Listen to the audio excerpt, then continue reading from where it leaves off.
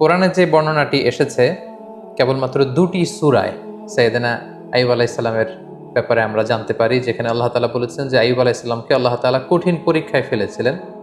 Severe skin disease হয়েছিল, ওনার এমন এক ধরনের চর্মরোগ হয়েছিল বা দেহে এমন ধরনের পচনশীল একটা রোগ হয়েছিল, দেহে পচন ধরে গিয়েছিল, ফলে ওনার আশেপাশের লোকজন ওনাকে ছেড়ে অনেক দূরে চলে গিয়েছিল।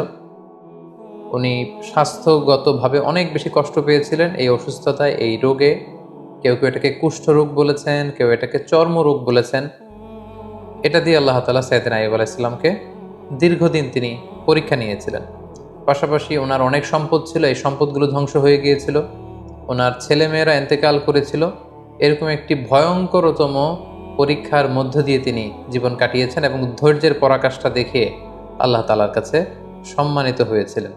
তিনি এতটাই ধৈর্যের উৎকৃষ্ট নমুনা স্থাপন করতে পেরেছিলেন যে আল্লাহ তাআলা ওনাকে সবের বলে আখ্যা দিয়েছেন, অর্থাৎ ধৈর্যশীল এবং নে'মাল আবদ বা অতি উত্তম বান্দা, সুন্দর বান্দা বলে সূরা সদে আল্লাহ তাআলা উল্লেখ করেছিলেন। আমরা যদি সরাসরি কালামুল্লাহ মাজিদের দিকে তাকাই তাহলে দেখব যে সূরাতুল আম্বিয়া এবং সূরাতুস সদ, এই 2টি আয়াতে আল্লাহ তাআলা আইয়ুব আলাইহিস সালামের ব্যাপারে আলোচনা করেছেন। সূরাতুল আম্বিয়াতে আল্লাহ তাআলা বলছেন, ওয়া আইয়ুবা ইয নাদা রাব্বাহু আন্নী মাসসানিয়াদ দুররু ওয়া আনতা আরহামুর রাহিমিন। অর্থাৎ হে নবী, স্মরণ করুন আমার প্রিয় বান্দা আইয়ুব আলাইহিস সালামের কথা, যখন তিনি তার রবকে ডেকেছিলেন, মানে আল্লাহ তাআলাকে ডেকে আইয়ুব আলাইহিস সালাম বলেছিলেন যে আন্নী মাসসানিয়াদ দুররু, হে আল্লাহ, আমাকে রোগ পেয়ে বসেছে, কষ্ট পেয়ে বসেছে, আমি রোগাক্রান্ত, আমি জরাগ্রস্ত, আমি রোগাগ্রস্ত। ওয়া আনতা আরহামুর রাহিমিন, আল্লাহ আপনি তো মেহেরবান, আপনি তো দয়াময়, আপনি সব দয়াময়ের চাইতে বড় দয়াময়। দেখেন, এত দীর্ঘদিন আইয়ুব আলাইহিস সালাম প্রায় 13 বছর এই সিভিয়ার স্কিন ডিজিজ বা চর্মরোগে আক্রান্ত হয়েও তিনি আল্লাহকে বলেন যে আল্লাহ আপনি আমাকে রোগ নিরাময় করে দেন, আপনি আমাকে শিফা দেন, আপনি আমাকে সুস্থ করে দেন। এটা বলেননি, এটা ওনার একটা অ্যাটিটিউড। আমরা যদি রোগাক্রান্ত হই, শিফা চাওয়া, সুস্থ হওয়ার জন্য দোয়া করা, এটা জায়েজ আছে। শুধু জায়েজই নয়, এটি সুন্নাহ। রাসূল সাল্লাল্লাহু আলাইহি ওয়াসাল্লাম নিজেও শিফার জন্য দোয়া করতেন। কিন্তু সাইয়্যিদুনা আইয়ুব আলাইহিস সালাম এক্ষেত্রে ব্যতিক্রম। তিনি আল্লাহ তাআলার কাছে দোয়া করেন যে আল্লাহ আমাকে সুস্থ করে দেন। তিনি কি বলেছেন? তিনি বলেছেন আন্নী মাসসানিয়াদ দুর, হে আল্লাহ আমার কষ্ট হচ্ছে, আল্লাহ আমাকে রোগ পেয়ে বসেছে, আমি রোগাক্রান্ত, আর আপনি তো মেহেরবান। এতটুকু বলেছেন। কারণ ওনার অ্যাটিটিউডটা হচ্ছে এরকম, রোগ দিয়েছেন আল্লাহ, আমি যে কষ্ট পাচ্ছি এটাও দেখছেন আল্লাহ। সো আল্লাহ যদি রোগ দিয়ে খুশি, আমি রোগ পেয়ে খুশি, তাই এই রোগ আমার থেকে উঠিয়ে নেন এটা আমি বলতে পারবো না। আমাকে শিফা দেন, এই রোগ আমার থেকে দূর করেন, আমি এটা বলতে চাই না।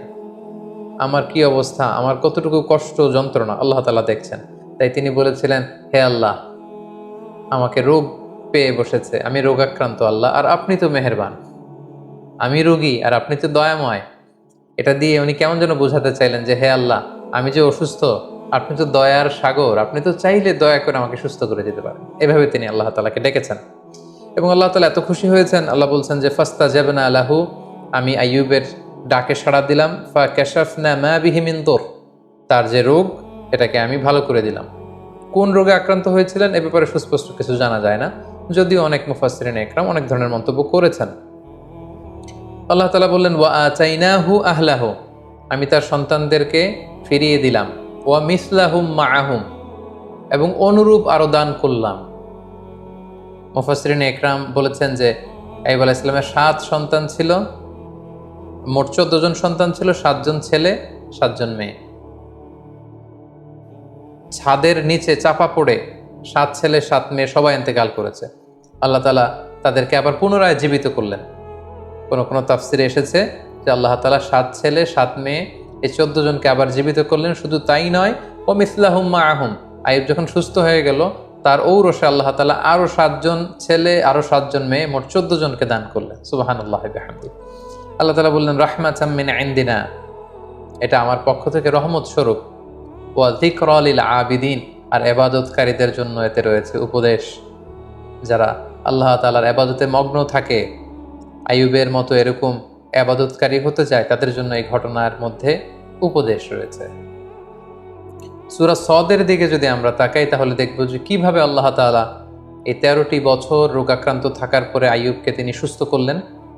আল্লাহ তাআলা ইরশাদ করছেন, উরকুব বিরিজলিকা হাযা মুগতাসালুম বারিদুন ওয়া শারাব। অর্থাৎ হে আইয়ুব, আইয়ুব আলাইহিস সালাম যখন বললেন যে আল্লাহ আমার কষ্ট হচ্ছে, আপনি তো মেহেরবান, আল্লাহ তাআলা তখন আইয়ুব আলাইহিস সালামকে বললেন যে উরকুব বিরিজলিক, অর্থাৎ হে আইয়ুব তুমি তোমার পা দিয়ে জমিনে আঘাত করো। হাযা মুগতাসালুন বারিদ, সাথে সাথে এখান থেকে ঠান্ডা এক ধরনের ঝর্ণার পানি নিঃসরিত হবে, ওয়া শারাব, এবং এখান থেকে খাওয়ার পানি নিঃসরিত হবে। আল্লাহু আকবার। 13 বছর পর আল্লাহ প্রত্যাদেশ করলেন পা দিয়ে আঘাত করো, তিনি পা দিয়ে আঘাত করলেন, সাথে সাথে এখানে ঠান্ডা পানি মজুদ হয়ে গেল।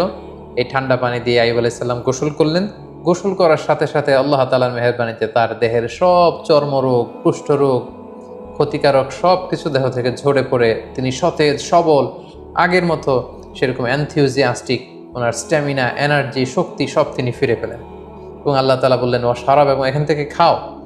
তিনি এই ঠান্ডা পানি যখন পান করলেন তিনি আগের মতো সতেজ সবল তিনি হয়ে গেলেন। আল্লাহ তাআলা বললেন ওয়া ওয়াহাবনা লাহু আহলাহু ওয়া মিসলাহুম মাআহুম, আমি তার সন্তানদেরকে ফিরিয়ে দিলাম এবং অনুরূপ সন্তান আমি আবার তাকে দান করলাম। যেটা আমরা একটু আগে উল্লেখ করেছি যে অনেক মুফাসসিরিন একরাম বলেছেন 7 ছেলে 7 মেয়ে ছিল, ওনার ব্যবসা প্রতিষ্ঠান ধ্বংস হয়ে গিয়েছে, ঘরের ছাদের নিচে চাপা পড়ে 7 ছেলে 7 মেয়ে ইন্তেকাল করেছে, আল্লাহ তাআলা তাদেরকে আবার জীবিত করে দিলেন। এবং পরবর্তীতে আরও 7 14 জন সন্তান তাদেরকে ফিরিয়ে দিলেন। আবার নতুন করে আরও 7 জন ছেলে, আরও 7 জন মেয়ে, আরও 14 জন সন্তান সন্ততি আল্লাহ তাআলা আইয়ুব আলাইহিস সালামের ঔরসে দান করলেন। আল্লাহ তাআলা বললেন রাহমাতাম মিন ইনদিনা, আমার পক্ষ থেকে রহমত স্বরূপ আমি এটা দিয়েছি, ওয়া যিকরা লিউলিল আলবাব, এবং যারা জ্ঞানী তাদের জন্য আমি এখানে উপদেশ রেখে দিয়েছি।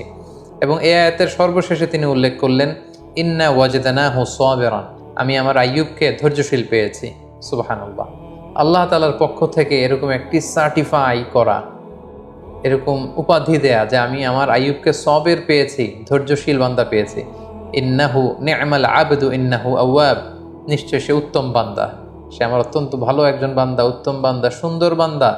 ইন্নাহু আওয়াব, সে সবসময় আমার দিকে ফিরে আসে, সে রব অভিমুখী, সে আল্লাহ অভিমুখী। সুবহানাল্লাহ। তাহলে এই আয়াত থেকে তিনি 13 বছর অসুস্থ থাকার পরে কোন প্রক্রিয়ায় সুস্থ হলেন সেটা জানলাম।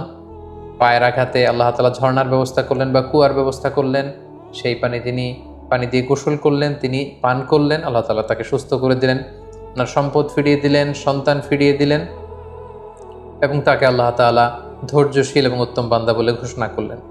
এবং অনেক মুফাসসিরিন একরাম উল্লেখ করেছেন যে উনি যখন অসুস্থ ছিলেন, চর্মরোগে আক্রান্ত, ওনার আত্মীয় স্বজন প্রতিবেশী সবাই ওনার থেকে মুখ ফিরিয়ে দূরে চলে গিয়েছে, কেবল ওনার স্ত্রী ওনাকে ছেড়ে দূরে কোথাও যায়নি। ওনার স্ত্রী অন্য জায়গায়, মানুষের বাড়িতে বাড়িতে বিভিন্ন জায়গায় তিনি কাজ করতেন, কাজের বিনিময়ে যে অর্থ পেতেন এটা দিয়ে তিনি স্বামীর জন্য খাবার কিনে আনতেন, স্বামীর সেবা শুশ্রূষা করতেন। এই 13টি বছর তিনি তার অসুস্থ স্বামী আইয়ুব আলাইহিস সালামকে আগলে রেখেছিলেন, স্বামীকে ছেড়ে তিনি কোথাও চলে যাননি। সম্মানিত সুধী, এ পর্যায়ে আমরা আইয়ুব আলাইহিস সালামের জীবনী থেকে কিছু লাইফ লেসন আপনাদের সাথে শেয়ার করব।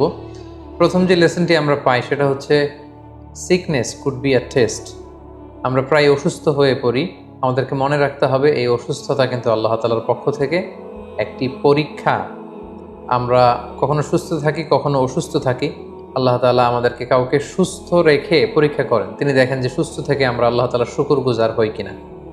আবার মাঝে মাঝে তিনি আমাদেরকে অসুস্থ করেও তিনি আমাদেরকে পরীক্ষা করেন, তিনি দেখতে চান যে অসুস্থ অবস্থায় আমরা ধৈর্য ধারণ করি কিনা। তো আমাদের পুরো জীবন প্রক্রিয়াটাই কিন্তু একটা পরীক্ষার মধ্য দিয়ে যাচ্ছে। আমরা কেউ ধনী, কেউ গরিব, কাউকে আল্লাহ ধনী বানিয়ে পরীক্ষা করেন, কাউকে গরিব বানিয়ে পরীক্ষা করেন, কাউকে সুস্থ রেখে পরীক্ষা করেন, কাউকে অসুস্থ রেখে পরীক্ষা করেন। সো অসুস্থতা কিন্তু আল্লাহ তাআলার পক্ষ থেকে একটি বড় পরীক্ষা, এবং এই অসুস্থ অবস্থায় আমরা সঠিক সময়ে সঠিক রেসপন্সটুকু করছি কিনা, দ্যাট ইজ দ্য কোশ্চেন। এবং আমরা ধৈর্যশীল বান্দাদের অন্তর্ভুক্ত হচ্ছি কিনা সেটা হচ্ছে আমাদের দেখবার বিষয়। আমরা যারা অসুস্থ থাকি, আমরা আসলে কতটুকু অসুস্থতা ভোগ করছি। কেউ আমরা 2 মাস, 3 মাস, 4 মাস অসুস্থ থেকে অনেক সময় বলি যে আমার থেকে অসুস্থতা যাচ্ছে না, আল্লাহ তাআলা কি আমাকে দেখেন না, তিনি কি আমাকে সুস্থ করবেন না? আমরা কি একটু আইয়ুব আলাইহিস সালামের জীবনের দিকে খেয়াল করেছি? তিনি টানা 13টি বছর অসুস্থ থাকার পরেও আল্লাহ তাআলাকে বলেননি আল্লাহ যে আমাকে সুস্থ করে দেন। যদিও সুস্থ করে দেন বলা জায়েজ, কিন্তু তিনি বলেছেন যে আল্লাহ আপনি তো মেহেরবান। সো আমরা অসুস্থ অবস্থায় যেন ধৈর্য ধারণ করতে পারি, আল্লাহ তাআলার উপর আস্থা এবং বিশ্বাস যেন আমরা অটুট রাখতে পারি, সেটা হচ্ছে আইয়ুব আলাইহিস সালামের জীবনী থেকে আমাদের জন্য প্রথম শিক্ষা। দ্বিতীয় যে শিক্ষাটি আমরা পাই সেটি হচ্ছে বড় পরীক্ষায় বড় পুরস্কার লাভ হয়।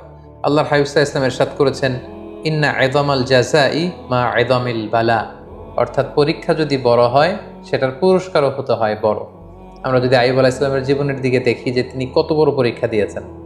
আমরা 1 মাস 2 মাস অসুস্থ থাকলেই বলি যে আল্লাহ তাআলা কি আমাকে দেখে না, আমি কতটা অসুস্থ, তিনি কি আমাকে সুস্থ করবেন না? কিন্তু আইয়ুব আলাইহিস সালাম টানা 13 বছর তিনি অসুস্থ ছিলেন। এটার কারণে তার পুরস্কারটাও ঠিক সেই রকম বড়। তার সন্তানকে আল্লাহ তাআলা নিয়ে গিয়েছিলেন, তার সম্পদ শেষ হয়ে গিয়েছিল, আল্লাহ তাআলা সম্পদ ফিরিয়ে দিলেন। তিনি অসুস্থ হয়েছিলেন, চর্মরোগে আক্রান্ত ছিলেন, তিনি একেবারে সতেজ হয়ে গেলেন, শক্তিশালী হয়ে উঠলেন। যে সন্তানগুলো ইন্তেকাল করেছিল আল্লাহ জীবিত করে দিলেন, নতুন সেই পরিমাণে সন্তান সন্ততি আল্লাহ তাআলা তার ঔরসে দান করলেন। এই যে অভাবনীয় নাজ নেয়ামত আল্লাহ তাআলা কেন দিয়েছেন? কারণ তার পরীক্ষাটা ছিল অত্যন্ত ভয়ঙ্কর। পরীক্ষা যদি বড় হয় তার পুরস্কারও বড়।